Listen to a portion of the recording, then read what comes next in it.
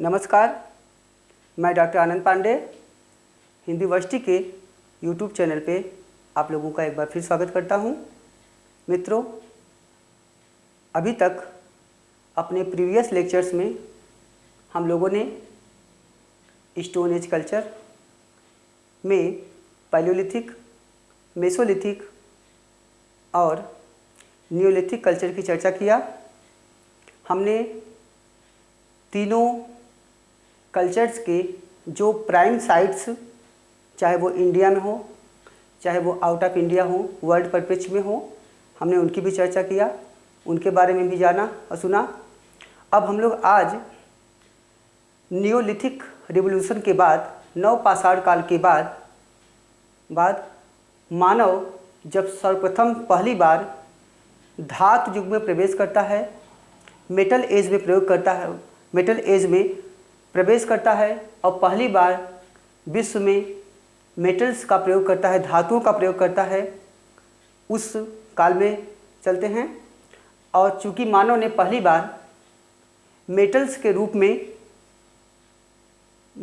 तांबे का प्रयोग किया, कॉपर का प्रयोग किया, तो नवपाषाण काल के बाद जो कॉपर एज की शुरुआत होती है, ठीक है। तो नवपाषाण काल के बाद मानव कॉपर का प्रयोग करता है और चूंकि कॉपर के प्रयोग के साथ साथ मनुष्य अब भी मुख्यतः पाषाण उपकरणों, पत्थर के उपकरणों, स्टोन टूल्स पर ही आधारित रहता है, लेकिन प्रयोग वह तांबे, मेटल्स का भी कर रहा है और स्टोन का भी कर रहा है। तो चूंकि वह तांबा और पत्थर दोनों का प्रयोग करता है, इसीलिए इस काल को ताम्रपाषाण काल कहते हैं। इसीलिए इस काल को ताम्रपाषाण काल कहते हैं। विश्व परिप्रेक्ष्य में अगर देखा जाए तो ताम्रपाषाण काल, कैलकोलिथिक एज की शुरुआत सबसे पहले जो हमारे पास तांबे के उपकरण प्राप्त हुए हैं वे प्राप्त होते हैं मेसोपोटामिया से, जिसका समय लगभग 4 से 5000 ईसा पूर्व माना जाता है। तो 4 से 5000 ईसा पूर्व में मेसोपोटामिया में सबसे पहले तांबे का प्रयोग किया गया। और उसके बाद भारतीय परिप्रेक्ष्य में अगर देखा जाए तो भारत में सबसे पहले जो तांबे का उपकरण मिला है वह 5000 ईसा पूर्व का तांबे की कुल्हाड़ी मिली है, तो हैंडेक्स है, जो मद्रास, दक्षिण भारत के मद्रास के अतिरमपक्कम से मिला है। दक्षिण भारत के मद्रास में स्थित अतिरमपक्कम नामक स्थान से तांबे की कुल्हाड़ी मिली है, जिसे किंग महोदय ने खोजा है और इसका समय कमोबेश लगभग हम 5000 ईसा पूर्व मानते हैं। तो इसका मतलब है कि 5000 ईसा पूर्व के आसपास, 4-5 हज़ार ईसा पूर्व के आसपास विश्व में लगभग हर संस्कृतियों में तांबे के उपकरण दिखाई देने लगते हैं और तांबे के साथ साथ पाषाण या पत्थर के उपकरण भी मानव अधिकांश मात्रा में बहुतायत रूप से प्रयोग कर रहा है। इसीलिए इस काल को हम कैलकोलिथिक कहते हैं। कैल्को का मतलब होता है, chalco is related to copper, lithic lithos का मतलब है पत्थर, मतलब मानव सभ्यता का ऐसा कालक्रम जिसमें मानव कॉपर और पत्थर दोनों का प्रयोग साथ साथ करता है, इसे हम कहते हैं कैलकोलिथिक एज या ताम्रपाषाण काल। जहाँ तक भारत की बात है, भारत में तांबे के जो सबसे पहले उपकरण प्राप्त हुए हैं, हमने पहले बता दिया अतिरमपक्कम के साथ साथ उत्तर भारत के क्षेत्रों में, बेसिकली गंगा यमुना के दोआब के क्षेत्रों में तांबे के सबसे पहले उपकरण खोजे गए। तांबे के सबसे पहले उपकरण जो खोजे गए वो गंगा यमुना के दोआब में खोजे गए और गंगा यमुना के दोआब में ही ये बहुतायत मात्रा में मिलते हैं। इसके बाद फिर 1822 में कानपुर के पास स्थित है बिठूर, कानपुर के पास स्थित बिठूर से हमें तांबे की बर्छी प्राप्त होती है। तांबे की बर्छी या बर्छा प्राप्त होती है कानपुर के बिठूर से 1822 में प्राप्त होती है। उसके बाद समझिएगा कि इसके बाद जबकि भारत में सबसे बड़ी ताम्र निधि का मतलब होता है जहां तांबे की वस्तुएं एक साथ बड़ी मात्रा में प्राप्त होती हैं, ताम्र निधि या कॉपर होर्ड्स कहते हैं। तो सबसे बड़ी जो कापर होर्ड्स के साक्ष्य हैं वह मध्य प्रदेश में स्थित गुंगेरिया से प्राप्त होते हैं। मध्य प्रदेश में स्थित गुंगेरिया, तो इसका मतलब हो गया कि सबसे ज़्यादा उपकरण प्राप्त कहाँ से होते हैं? गंगा यमुना के दोआब के क्षेत्रों से। बर्छा प्राप्त हुआ कानपुर के बिठूर से। और सबसे बड़ी ताम्र निधि पूछेगा अगर कापर होल्ड, सबसे ज़्यादा जो उनका निखात एक साथ ढेर मिला है वह कहाँ से मिलता है?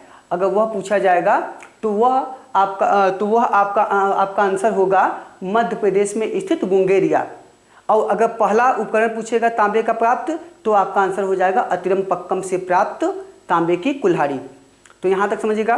अब आते हैं हम लोग कि जो ताम्र उपकरण प्राप्त हुए या ताम्र रसोई प्राप्त हुए, ताम्रकालीन मानव के जीवन, उनके उपकरण, उनके प्रयोग और अनुप्रयोग सब पे विस्तृत जो अध्ययन हुआ है वह basically busy child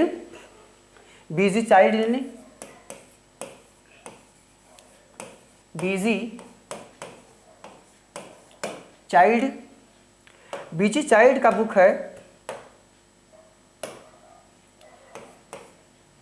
what happened in history.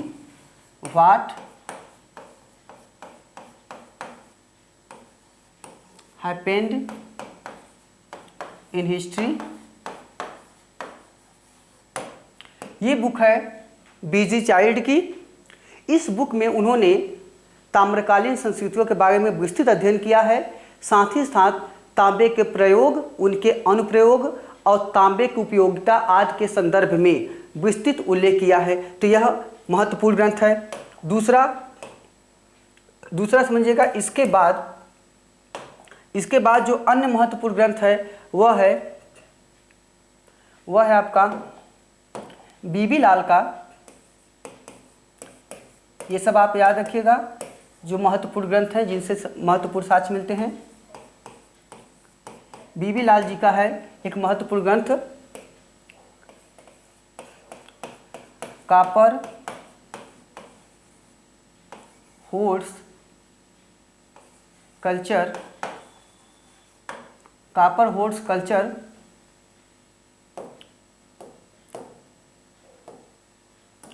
Copper hoards culture of Ganga valley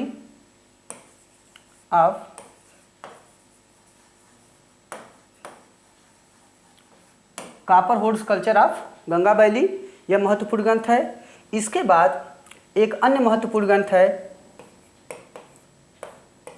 Stuart Piggott महोदय का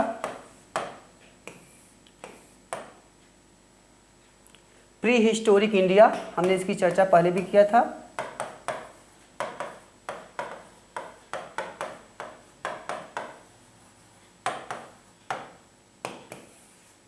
प्री हिस्टोरिक इंडिया की हमने चर्चा अभी प्रीवियस लेक्चर में भी किया था।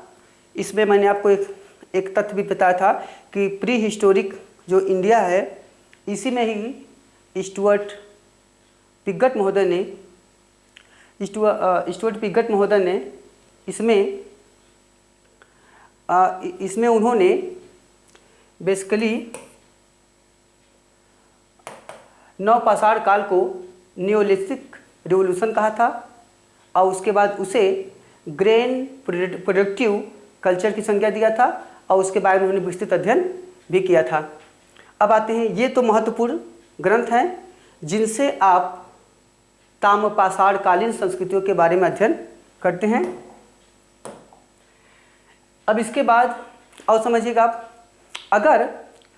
अगर जो अभी तो कंसेप्ट बेस्ड हम समझे, कंसेप्चुअल पॉइंट ऑफ व्यू से कर सकते हैं। देखिए, जहाँ तक कालक्रम की बात है, अभी हमने बताया कि ताम्रपाषाण काल किसे कहते हैं।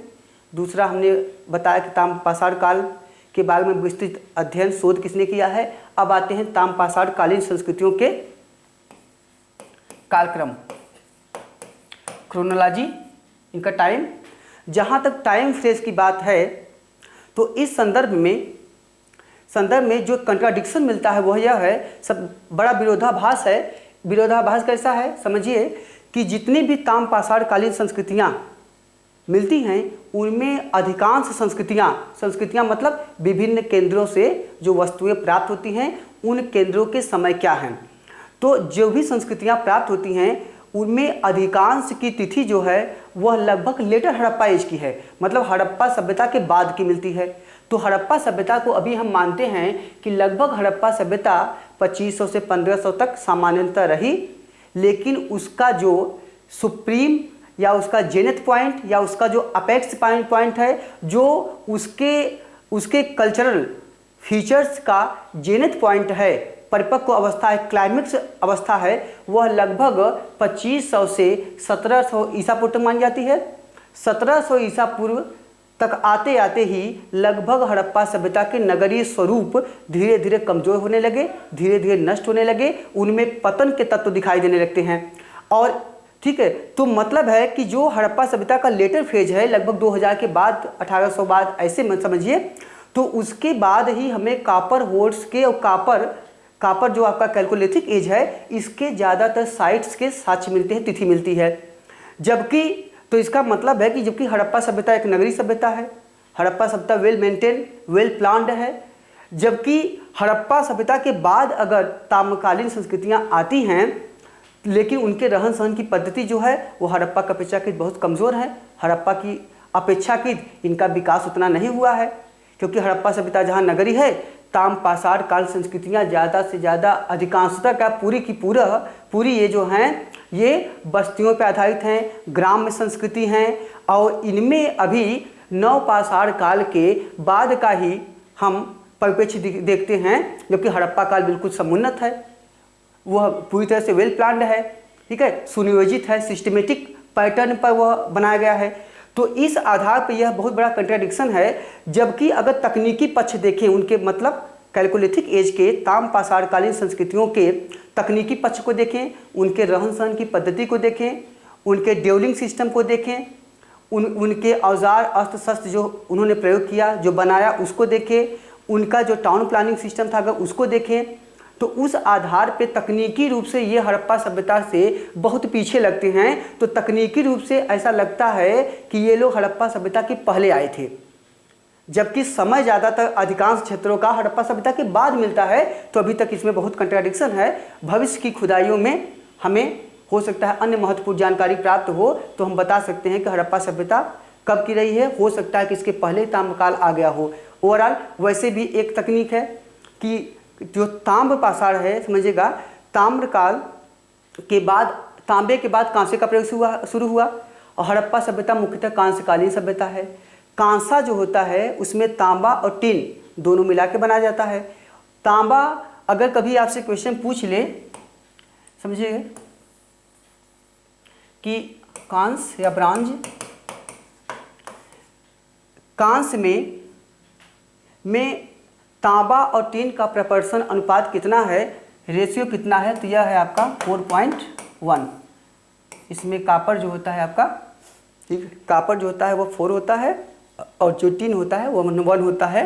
अगर एक्यूरेट जाए तो 78% प्लस 22% ये होता है दोनों, ठीक है। तो ये आप याद कीजिएगा एग्जामिनेशन पॉइंट ऑफ व्यू से।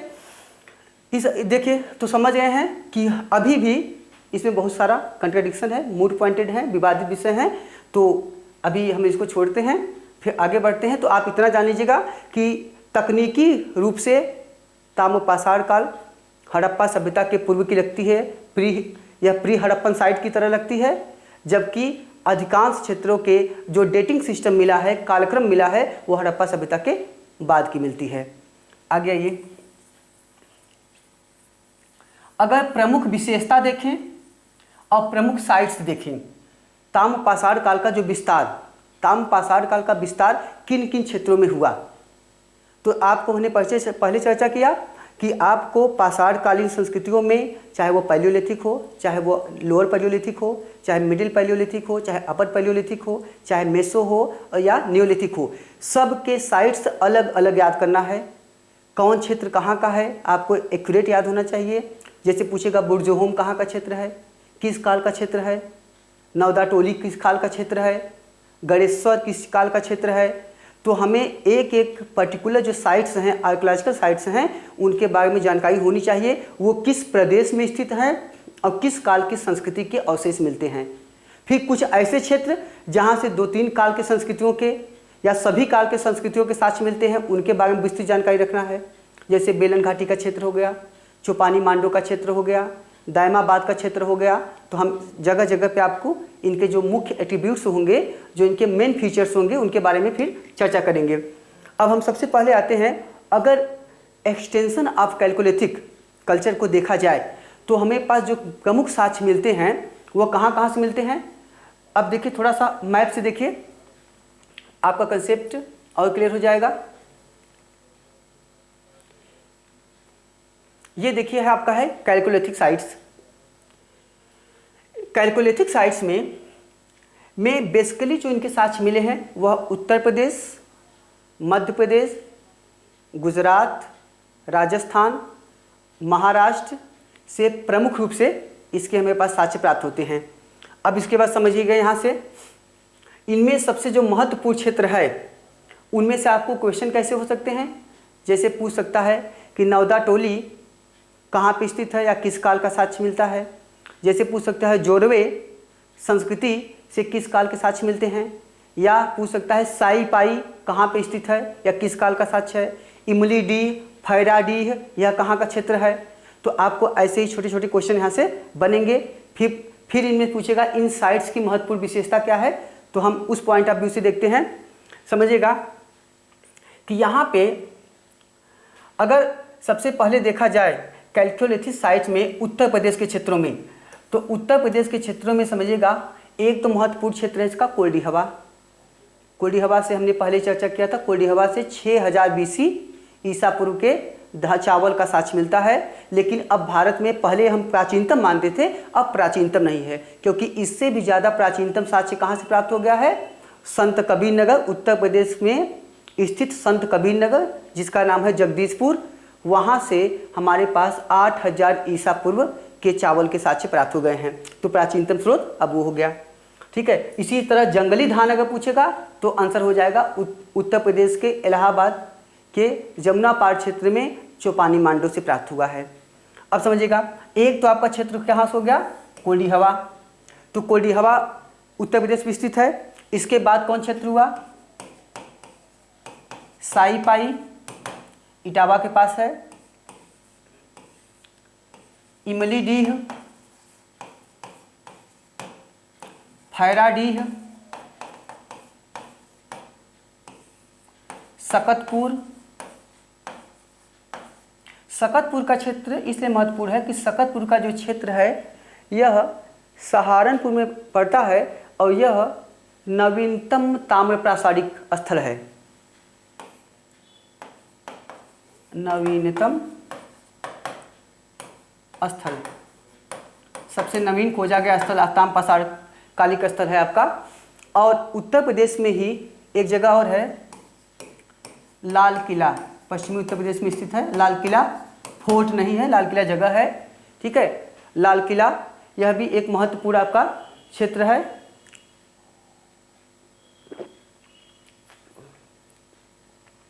अब आगे आइए, समझिएगा, ये तो महत्वपूर्ण आपके उत्तर प्रदेश के। तो अब इनमें से ऐसे भी क्वेश्चन हो सकता है, पूछे निम्न में से कौन सा क्षेत्र उत्तर प्रदेश में नहीं स्थित है।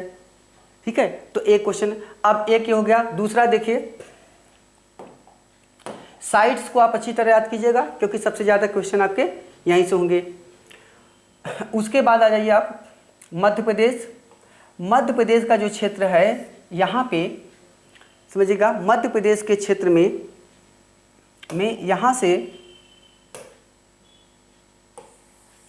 यहाँ से आपको जो महत्वपूर्ण जानकारी मिलती है या महत्वपूर्ण क्षेत्र हैं उनमें सबसे महत्वपूर्ण आपका है कायथा, जिसे कहते हैं कायथा संस्कृति। दूसरा आपका है नवदा टोली। तीसरा आपका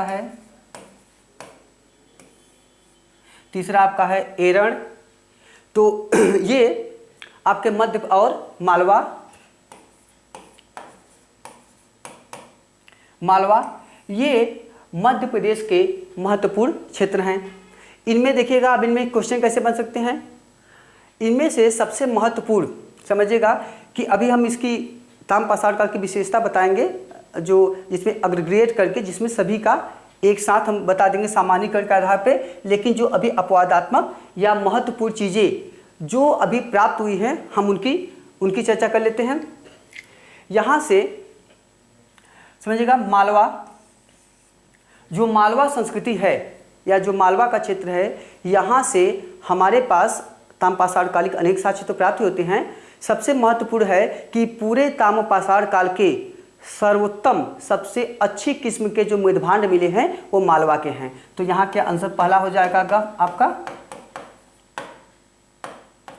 सर्वोत्तम मृदभांड, मिट्टी के बर्तन, सर्वोत्तम मृदभांड आपके मिट्टी के बर्तन यहाँ से मिला है मालवा से।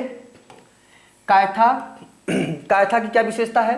कायथा का प्राचीन नाम है कपित्थक, इसका प्राचीन नाम है कपित्थक।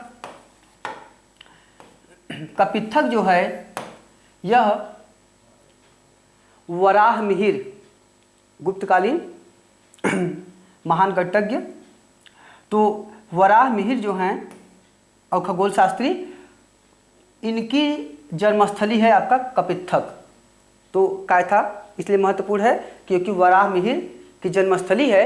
और दूसरा यहाँ से महत्वपूर्ण साक्ष्य क्या है, यहाँ से एक घर में 29 चूड़ियाँ मिली हैं, बैंगल्स मिले हैं। तो एक घर से 29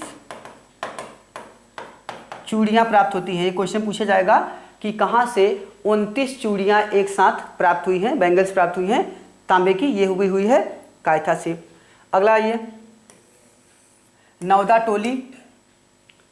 नवदा टोली की सबसे बड़ी विशेषता है कि यह सबसे बड़ा ताम्रपाषाणिक स्थल है।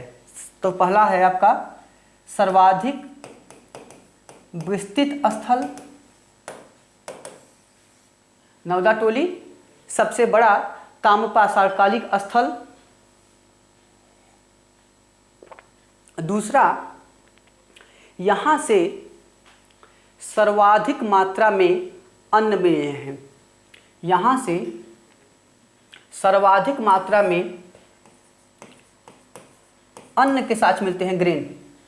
यहाँ से सर्वाधिक मात्रा में अन्न या ग्रेन के साथ मिलते हैं। तो ये आपका महत्वपूर्ण तथ्य है। ये आपका यहाँ से जो महत्वपूर्ण आपकी चीज़ें प्राप्त हुई थी उनकी चर्चा की है। अब इसके बाद आते हैं, इसके बाद आते हैं हम गुजरात। गुजरात के दो महत्वपूर्ण क्षेत्र हैं, प्रभास या प्रभास पाटन और रंगपुर। रंगपुर और प्रभास पाटन यहाँ के महत्वपूर्ण क्षेत्र हैं। रंगपुर से धान की भूसी के साक्ष्य मिलते हैं, धान की भूसी। रंगपुर से धान की भूसी के साक्ष्य मिले हैं।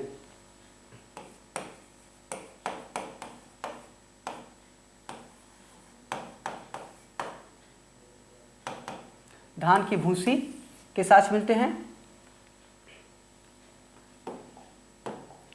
अब अगला समझिएगा कि इसके बाद सबसे महत्वपूर्ण क्षेत्र है आपका राजस्थान का। राजस्थान से समझिएगा, राजस्थान से कौन से महत्वपूर्ण साक्ष्य मिले हैं। पहली बात समझिएगा, महत्वपूर्ण इसका जगह, इसके साइट्स, सबसे ज़्यादा स्थल आपके राजस्थान से ही प्राप्त होते हैं। राजस्थान में जो मुख्यतः जगह है वह आपका है सबसे महत्वपूर्ण जो है वह है आपका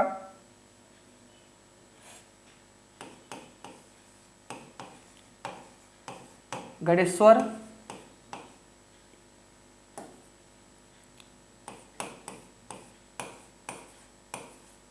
गिलुंड,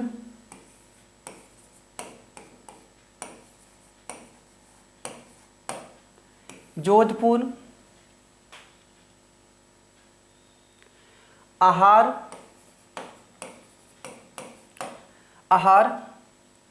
यहाँ समझिएगा कि आहार से बहुत क्वेश्चन कई बार पूछा गया है, ये यहाँ के महत्वपूर्ण साइट्स हैं। अब यहाँ समझिएगा कि इनकी विशेषता, आहार से बहुत ज़्यादा क्वेश्चन पूछे गए, सबसे ज़्यादा इंपॉर्टेंट है ये समझिएगा। आहार का प्राचीन नाम है ताम्बवती, इसका प्राचीन नाम पूछेगा तो क्या हो जाएगा, ताम्बवती, ये आहार का प्राचीन नाम है। और इसी को धूलकोट भी कहते हैं,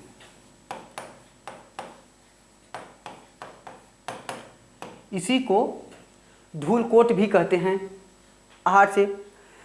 आहार की एक अन्य महत्वपूर्ण विशेषता है, और ये question examination point of view से महत्वपूर्ण भी हो सकता है, कि पूरे ताम्रपाषाण काल में जो सबसे ज़्यादा मृदभांडों का प्रयोग हुआ है, अभी विशेषता में हम जाएंगे तो आपको डिटेल में बताएंगे कि ताम्रपाषाण कालीन संस्कृतियों की क्या विशेषता है। लेकिन एक क्वेश्चन यहाँ समझिएगा जो अपवादात्मक है, कि पूरे ताम्रपाषाण काल में जो सबसे ज़्यादा प्रयोग किया गया वह है लाल और काले मृदभांड। समझिएगा, मतलब लाल और काले प्रकार के मृदभांड। इसका मतलब हुआ कि मिट्टी के ऐसे बर्तन जो लाल बनाए गए हों, जो रेड हों, लेकिन उनमें काले रंग का लेप किया गया हो, लाल हों उनमें काले रंग का लेप किया गया हो, तो ऐसे मृदभांड सबसे ज़्यादा प्राप्त होते हैं, सर्वाधिक ऐसे ही प्राप्त हुए हैं। लेकिन आहार से जो मृदभांड प्राप्त हुआ है उसकी मुख्य विशेषता यह है कि इसमें जो है काले रंग का मृदभांड है और उस पर सफ़ेद रंग की पालिश की गई है। तो काले रंग के मृदभांड पे सफ़ेद रंग का पालिश या सफ़ेद रंग का चित्रण हमें मिलता है, यह इसकी महत्वपूर्ण विशेषता है। ठीक है, सफ़ेद रंग का, तो काले मृदभांड पे सफ़ेद रंग का चित्रण, काले मृदभांड पे सफ़ेद रंग का जो चित्रण है, यह महत्वपूर्ण किसकी विशेषता है, यह महत्वपूर्ण आहार की विशेषता है। ठीक, समझ आ गया, तो ये इसके महत्वपूर्ण। अगला देखिए, जो गिलुंड जगह है इसकी क्या विशेषता है। समस्त ताम्रपाषाण कालीन संस्कृतियों में की मुख्य विशेषता यह है कि यह जो है ग्राम्य संस्कृति है। ये लोग मुख्यतः बस्तियों में रहते हैं और इनमें कच्ची घरों का प्रयोग करते हैं और कच्ची ईंटों का प्रयोग करते हैं। लेकिन गिलुंड से हमें पक्की ईंटों के साक्ष्य प्राप्त होते हैं। तो यहाँ गिलुंड से पक्की ईंटों के साक्ष्य मिलते हैं। समझिएगा, पक्की ईंटों के साक्ष्य गिलुंड से मिलते हैं, जबकि अन्य जगह से हमारे पास हर जगह कच्ची बस्तियों के साक्ष्य और कच्ची ईंटों के ही साक्ष्य प्राप्त होते हैं। तो यह यहाँ से महत्वपूर्ण क्वेश्चन हो सकता है। अगला आ जाइए,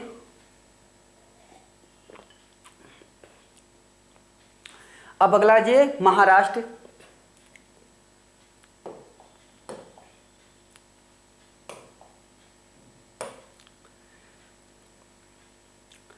महाराष्ट्र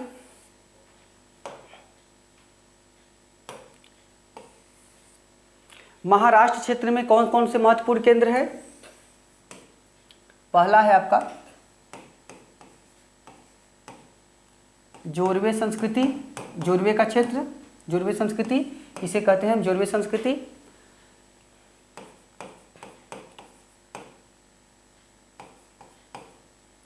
सावलदा संस्कृति, ऐसे पूछेगा सावलदा संस्कृति किस काल की है, तो ये आपका है ताम्रपाषाण काल की। तो जोरवे हो गया, सावलदा हो गया, इनाम गांव हो गया और दैमाबाद हो गया। तो ये क्या है, ये सभी जोरवे संस्कृति के केंद्र है। कौन कौन से, इनाम गांव, सावलदा, दैमाबाद, ये सब जोरवे संस्कृति के ही मुख्यतः केंद्र हैं, जहां से इनके हमारे पास साक्ष्य प्राप्त होते हैं। अब यहाँ देखिए महत्वपूर्ण विशेषता क्या है। जोरवे संस्कृति की सबसे महत्वपूर्ण विशेषता यह है कि यह समस्त ताम्रपाषाण कालीन संस्कृतियों में सबसे दीर्घजीवी है। तो यह पहला हो गया विशेषता, सर्वाधिक दीर्घजीवी, सबसे अधिक समय तक अस्तित्व में रहने वाली संस्कृति, सबसे अधिक समय में अस्तित्व में रहने वाली ताम्रपाषाण कालिक संस्कृति, इसको कहते हैं हम जोरवे संस्कृति। दूसरी विशेषता क्या है, जोरवे संस्कृति में पहली बार चित्रित मृदभांडों का प्रयोग मिलता है। तो आपका हो गया चित्रित मृदभांड का जो प्रयोग पहली बार ताम्रपाषाणकालीन संस्कृति में मिला वो कहाँ से मिलता है? जोरवे से मिलता है। तो चित्रित मृदभांड, ठीक है, बाद में अन्य जगह भी हर जगह प्राप्त होता है, लेकिन प्राचीनतम तिथि जो है यहीं की है, चित्रित मृदभांडों की।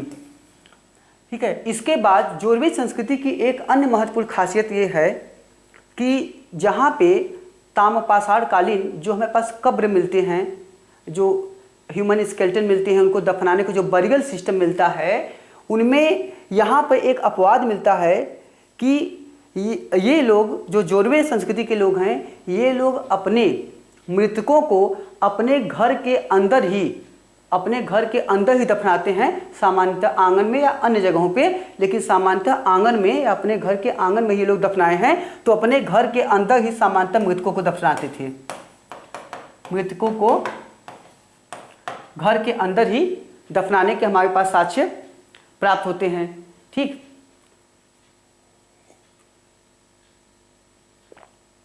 यहां से द्विस्तरीय आवास के भी साक्ष्य मिलते हैं।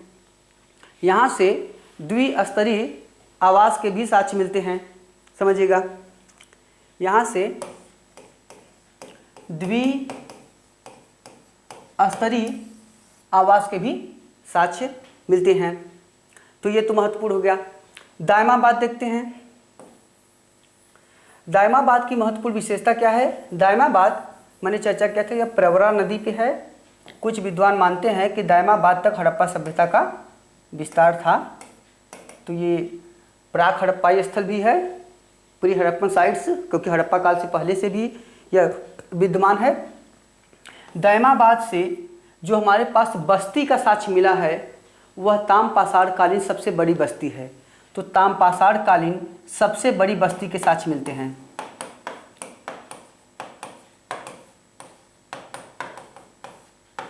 ताम्रपाषाण काल की सबसे बड़ी बस्ती का साक्ष्य यहाँ से मिलता है। तो अब क्वेश्चन समझिएगा, अगर पूछे ताम्रपाषाण काल का सबसे बड़ा क्षेत्र, तब नवदा टोली। अगर सबसे बड़ी बस्ती पूछेगा, ठीक है, तो आपका हो जाएगा दायमाबाद, जो किस संस्कृति का है? जोरवे संस्कृति का। तो ये जोरवे संस्कृति की भी सबसे बड़ी बस्ती के साक्ष्य इसमें मिलते हैं। ठीक है, और अगर पूछे तो ताम्र संस्कृतियों में सर्वाधिक समय तक अस्तित्व में रहने वाली या सबसे ज़्यादा दीर्घजीवी कौन सी संस्कृति है, तो उसका आंसर आपका हो जाएगा जोरवे संस्कृति। तो ये तो आपके महत्वपूर्ण क्वेश्चन हुए। अब अगला देखिएगा,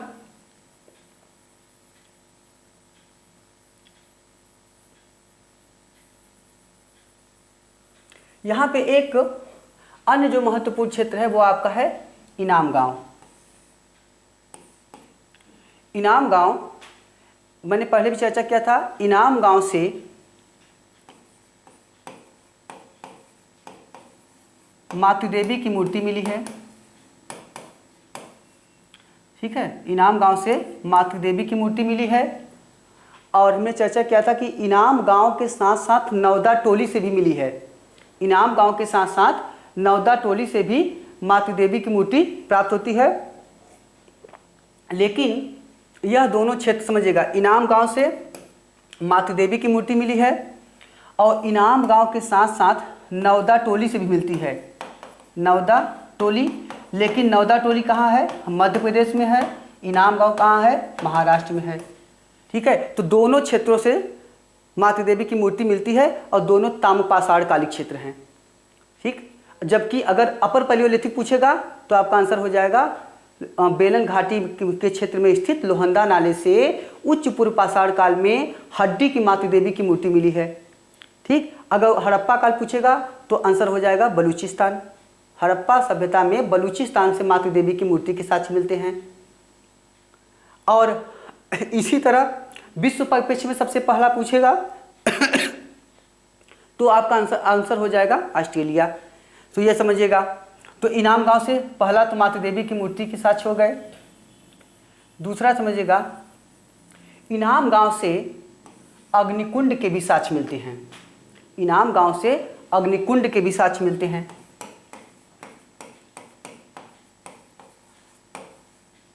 अग्निकुंड के साक्ष्य मिलते हैं। साथ ही साथ इनाम गांव के साथ ही साथ गिलुंड, जो गिलुंड का जगह है, यहाँ से भी हमें इनाम गांव के साथ साथ जो गिलुंड का क्षेत्र है, यहाँ से भी हमें अग्निकुंड के साथ मिलते हैं प्लस गिलुंड। और ये समझिएगा ये दोनों क्षेत्र किस काल के हैं? ताम्रपाषाण काल के हैं। गिलुंड कहाँ पे है? राजस्थान में है। तो दोनों से हमारे पास साक्ष्य मिलते हैं। जैसे क्वेश्चन पूछे कि निम्नलिखित में किन किन स्थानों से मिलते हैं, और अगर ऑप्शन आए 1 2 तो 1 2 दोनों से हो जाएगा। अब याद रखिएगा ये दोनों क्षेत्र तो अग्निकुंड के यहाँ से मिल गए, लेकिन इसी की तरह साथ ही साथ एक अन्य क्वेश्चन देखिए, अग्निकुंड या अग्निवेदिका के जो साक्ष्य हैं, गिलुंड और इनाम गांव तो ताम्रपाषाण कालिक स्थल हैं, जबकि बनावली, लोथल,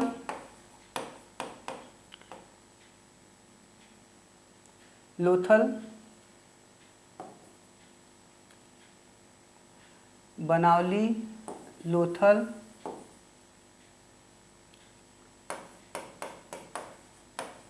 कालीबंगा और संघोल, ये चारों स्थल जो है हड़प्पा कालीन स्थल हैं। और यहाँ चारों से भी अग्निकुंड के साक्ष्य मिलते हैं। हम जब हड़प्पा काल में जाएंगे तो इसकी विस्तृत व्याख्या करेंगे कि कहाँ पे वृत्ताकार मिलता है, कहाँ पे आयताकार मिलता है, कहाँ 7 प्रकार के 7 एक गोलाई मिलते हैं, तो इनकी चर्चा हम बाद में करेंगे। तो बनावली, लोथल, कालीबंगा और संघोल, संघोल कहाँ है? गुजरात में। ठीक है, तो इन क्षेत्रों से भी हमारे पास अग्निकुंड के साक्ष्य मिलते हैं, लेकिन ये चारों स्थल हड़प्पा काल के हैं और यह स्थल ताम्रपाषाण काल का है।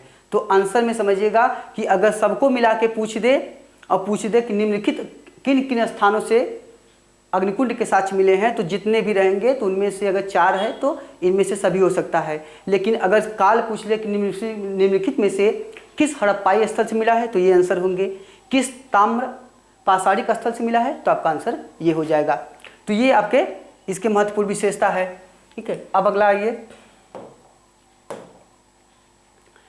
इसके साथ साथ दक्षिण भारत में के क्षेत्रों में मुख्यतः आपका है मास्की है, पिकली हल है, अतिरमपक्कम है आदि क्षेत्रों से, वाद मदुराई है आदि क्षेत्रों से भी हमारे पास तांबे के उपकरण और तांबे की अन्य वस्तुएं प्राप्त होती हैं।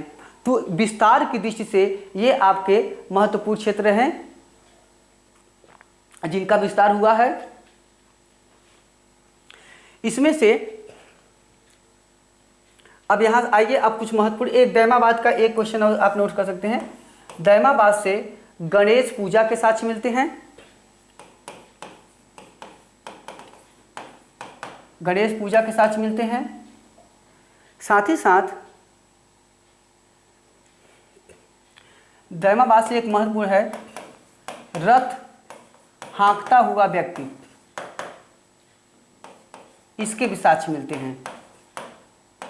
रथ हाँकता हुआ व्यक्ति, ठीक, रथ हाँकता हुआ व्यक्ति के भी का साक्ष्य भी कहाँ से मिलता है?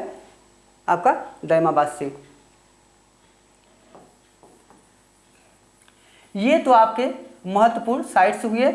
अब आइए हम देखते हैं कि ताम्रपाषाण काल की महत्वपूर्ण विशेषताएं क्या हैं। तो ये ओवरऑल विशेषता है, इसमें समझिएगा क्या क्या विशेषता है। इसमें पहली विशेषता है कि यह ग्राम्य संस्कृति है, या इनके जीवन शैली और रहने का जो परिवेश है वो ग्रामीण परिवेश का है, तो ग्राम्य संस्कृति हो गई। ये बड़ी बड़ी पहली बार ऐसे मानव हुए जिन्होंने बड़ी बड़ी बस्तियों का निर्माण किया। तो ये बड़े बड़े विशाल बस्तियों में रहते थे, मतलब सामाजिक जीवन का आधार जो था इनका अब धीरे धीरे कबीलाई स्वरूप का होने लगा था, जो ट्राइबल स्टेट कहते हैं, समझिएगा उसकी शुरुआत हो चुकी थी। ट्राइबल स्टेट बेसिकली तो हम नियोलिथिक ऐसे ही मानते हैं, लेकिन चूंकि बड़ी बड़ी बस्तियों का निर्माण हुआ तो बड़े बड़े ट्राइब्स बने। इन्हीं ट्राइब से जो कबीले बने, यही बाद में आगे चल के आपके जनपद, महाजनपद आदि में विभाजित होते हैं। तो इनकी चर्चा हम बाद में करेंगे। तो ग्राम्य संस्कृति है, बेसिकली कच्ची ईंटों का प्रयोग करते हैं, इसका अपवाद था गिलुंड, हमने पहले चर्चा कर लिया। ठीक है, तो ग्राम्य संस्कृति, बड़ी बड़ी बस्तियों का प्रयोग, कच्ची ईंटों में रहते थे। ठीक है, उसके बाद अन्य विशेषता, ये लोग मातृ देवी की पूजा करते थे। कहीं कहीं गणेश पूजा के भी साक्ष्य मिले हैं, उनकी पूजा भी करते थे। ठीक, और तांबे और ताम्र प्लस पाषाण या पत्थर का प्रयोग करते थे।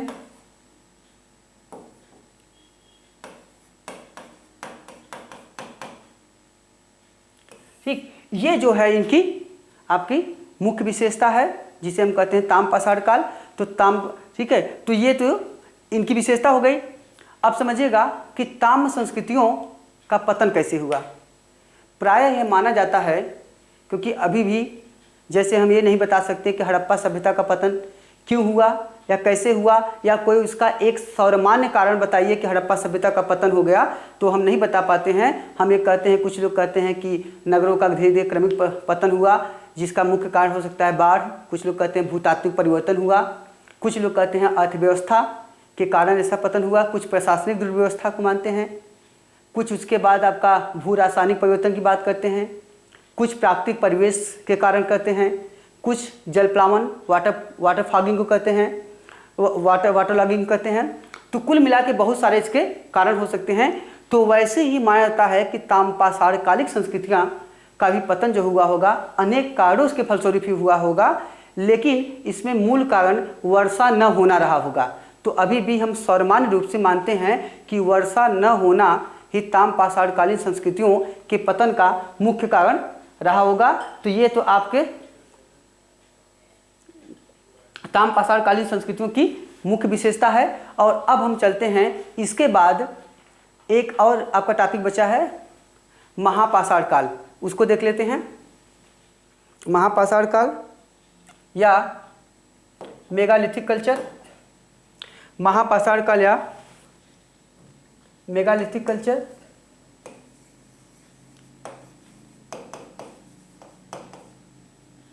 मेगालिथिक कल्चर, मेगा मतलब होता है विशाल या बड़ा, लिथिक मतलब होता है जो लिथोस से बना है, इसका मतलब होता है पत्थर। मतलब ऐसी संस्कृति जो लोग बड़े बड़े विशाल पत्थरों का प्रयोग करते हों, उसे हम या उस काल को हम मेगालिथिक या महापाषाण काल कहते हैं। मानव सभ्यता के विकास की ऐसी अवस्था जिस अवस्था में तत्कालीन मानव ने बड़े बड़े पत्थरों का प्रयोग किया। बेसिकली अपने मृतक संस्कार की स्थापना के दौरान मृतक जो उनके फ्यूनरल रिचुअल्स थे, उसको स्थापित करने की प्रक्रिया में इन्होंने जो कब्र बनाया, उन कब्रों को बड़े बड़े विशाल विशाल पत्थरों से उन्होंने ढका। और चूंकि ये लोग विशाल पत्थर, बड़े पत्थर का प्रयोग करते थे, इसीलिए मेगा हुआ, मेगालिथिक कहलाया। और इस काल के संस्कृति कहलाई आपका मेगालिथिक कल्चर या महापाषाण काल संस्कृति। महापाषाण काल संस्कृति का सामान्यतः समय हम 1000 ईसा पूर्व से लेकर 500 ईसा पूर्व, 1000 से लेकर 500 ईसा पूर्व तक मानते हैं, BC, बिफोर क्राइस्ट। और इसकी खोज का जो श्रेय है BD रामास्वामी को। इसकी खोज का श्रेय जो है वह BD रामास्वामी को दिया जाता है। BD रामास्वामी को दिया जाता है। इस काल को हम बेसिकली ताम्र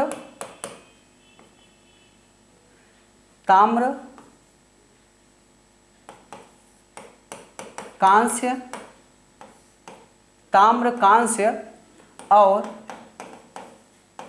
लौह काल के बीच का संक्रमण काल कहते हैं।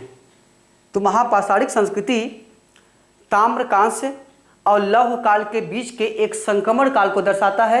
यह एक ट्रांजिशनल फेज है। तो यह ट्रांजिशनल फेज जो है, संक्रमणकालीन अवस्था है, जिसमें मानव न तो पूरी तरह से तांबा और कांसा से आगे बढ़ पाया था और न तो पूरी तरह लौह संस्कृति को स्वीकार कर पाया था। मतलब अभी यह इसका भी प्रयोग करता था और इसके प्रयोग की ओर अग्रसर हो चुका था। तो इन दोनों के बीच की अवस्था जो है वह है आपका संक्रमणकालीन अवस्था, ट्रांजिशनल फेज, और यही आपका कहलाता है मेगालिथिक कल्चर। मेगालिथिक कल्चर की मुख्य विशेषता समझिएगा क्या है। तो इसके आपको कई बार क्वेश्चन पूछा गया है, समझिएगा। तो इसकी मुख्य विशेषता में है बड़े व विशाल पत्थरों का प्रयोग, बड़े व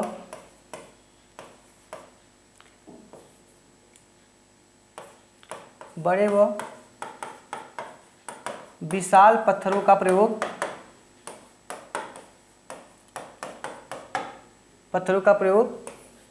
दूसरा लोहे का प्रयोग।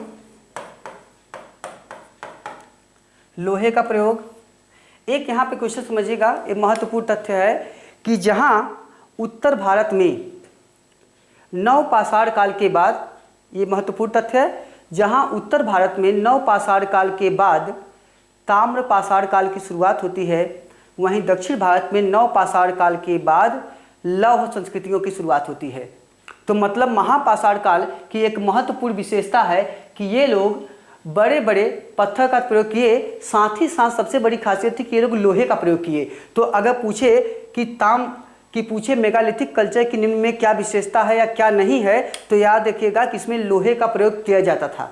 तो लोहा इनकी मुख्य विशेषता थी। और दूसरा लाल एवं काले मृदभांड, लाल प्लस काले मृदभांड, इन दोनों मृदभांडों का भी प्रयोग ये लोग करते थे। ठीक, ये इनकी मुख्य विशेषता हुई। तो इस काल की तो मतलब ऐसी संस्कृति के लोग जो अपने मृतक अवशेषों को दफनाने के बाद उनके ऊपर बड़े बड़े विशाल प्रकार के बड़े बड़े पत्थर से उसको ढक देते थे, उस काल के लोग महापाषाण कालिक संस्कृति के लोग कहलाते हैं। ये आपके महापाषाण काल की विशेषता है। इसमें महापाषाण काल में एक अन्य तथ्य पूछ सकता है, कुछ इसके पूछता है समाधियों के प्रकार। तो जो समाधियां बनाई गई हैं वो बड़े बड़े पत्थर से जो ढके गए हैं, उनके अलग अलग पत्थर हैं, जैसे डॉलमेन है, शिष्ट समाधि है, इसी तरह आपका है अम्ब्रेला स्टोन है। तो कोई गोलाकार है, कोई वर्गाकार है, कोई बड़े बड़े आयताकार है। तो उनके अपने अलग अलग लुक हैं और वही उनके मुख्य समाधियों के प्रकार हैं। तो समाधियों के अनेक प्रकार प्रचलित थे, कुछ हम अभी मैप से आपको दिखा देते हैं। तो ये आपका हो गया मेगालिथिक कल्चर। अब देख लीजिए, यहाँ